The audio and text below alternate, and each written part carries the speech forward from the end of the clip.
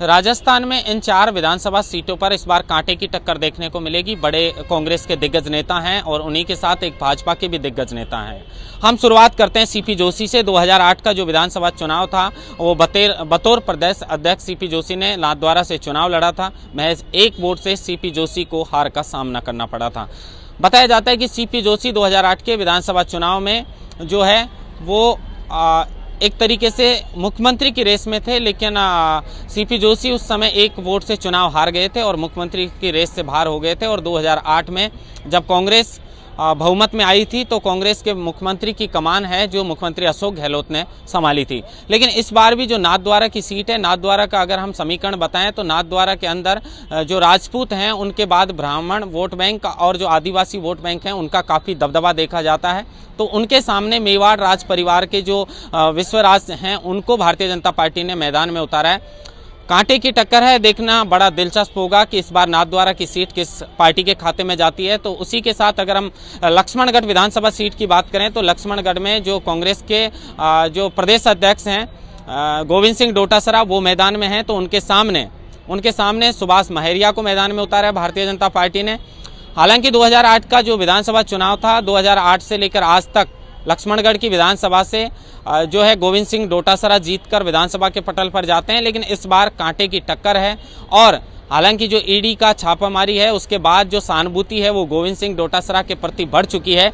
ऐसे में इस सीट पर भी कांटे की टक्कर देखने को मिलेंगी। दोनों ही दिग्गज नेता हैं। सुभाष महरिया की बात करें तो सुभाष महरिया एक बड़ा चेहरा हैं और गोविंद सिंह डोटासरा जो बतौर प्रदेश अध्यक्ष हैं राजस्थान में कांग्रेस सरकार में, कांग्रेस के बतौर प्रदेश अध्यक्ष हैं, बड़े पदों पर गोविंद सिंह डोटासरा रहे हैं। तो इस बार इस सीट पर भी लक्ष्मणगढ़ सीट पर भी कांटे की टक्कर देखने को मिलेंगी।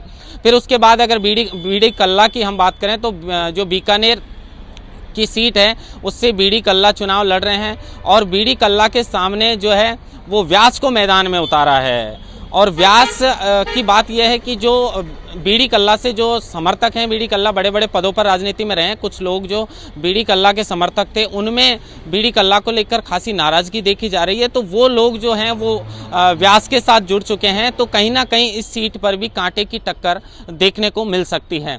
और अगर हम राजस्थान के भारतीय जनता पार्टी के पूर्व प्रदेश अध्यक्ष और वर्तमान की बात करें तो जो उपनेता प्रतिपक्ष हैं सतीश पूनिया, उन्हें राजस्थान में कुछ दिनों तक भारतीय जनता पार्टी ने प्रदेश अध्यक्ष की कमान दी थी, लेकिन बाद में उनसे प्रदेश अध्यक्ष का पद ले लिया गया और उसकी जगह सीपी जोशी को प्रदेश अध्यक्ष बनाया गया है।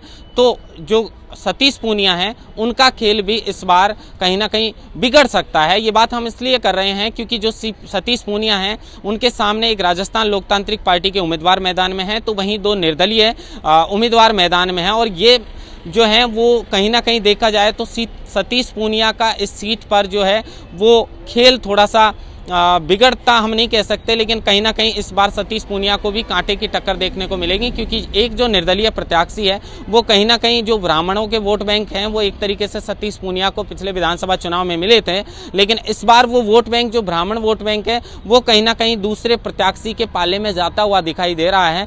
इसलिए निर्दलीय कहीं ना कहीं इस बार आमेर की जो सीट है उसमें सतीश पूनिया का खेल बिगाड़ सकते हैं। ये चारों सीट बड़ी सीट हैं। नाथद्वारा की सीपी जोशी की बात करें, लक्ष्मणगढ़ से गोविंद सिंह डोटासरा की बात करें, बीकानेर से बात करें हम बीडी कल्ला की तो बीडी कल्ला के सामने व्यास मैदान में हैं। और सतीश पूनिया की बात करें तो सतीश पूनिया के सामने पूर्व मंत्री के बेटे जो भारतीय जनता पार्टी से चुनाव लड़ रहे हैं वो भी कहीं ना कहीं इस बार कमजोर दिखाई नहीं दे रहे हैं, क्योंकि सतीश पूनिया को निर्दलीय से और जो राजस्थान लोकतांत्रिक पार्टी का जो उम्मीदवार है उनसे कहीं ना कहीं इस बार थोड़ा बहुत खतरा देखने को मिल सकता है। तो ये जो 4 बड़ी सीटें थी जिनकी हमने बात की, इन सीटों पर राजस्थान के इस विधानसभा चुनाव में 2 दिन बाद, एक तरीके से 2 दिन बाद विधानसभा के चुनाव है, मतदान होना है। खैर जो रिजल्ट है वो 3 दिसंबर को ही पता चलेगा, लेकिन इन सीटों पर इस बार कांटे की टक्कर रहेगी और इन सीटों के नतीजा जो हैं वो देखना बड़ा दिलचस्प होगा। महेंद्र मासरोटा, TV9 जयपुर।